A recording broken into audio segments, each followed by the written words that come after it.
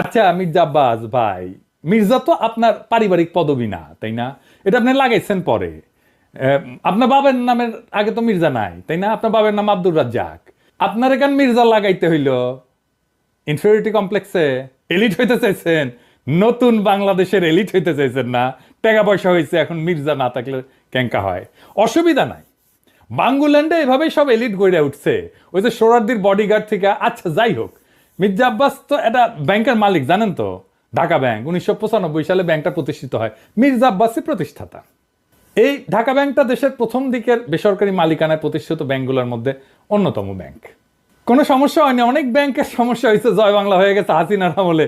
মির্জা আব্বাসের ব্যাংকের কোনো সমস্যা হয়েছে? হয় নাই। হ্যাঁ, তো ব্যাংক ব্যাংক প্রতিষ্ঠার টাকা পেলেন কেমনে মির্জা আব্বাস ভাই? আপনার ফ্যামিলি কি জমিদার ছিল?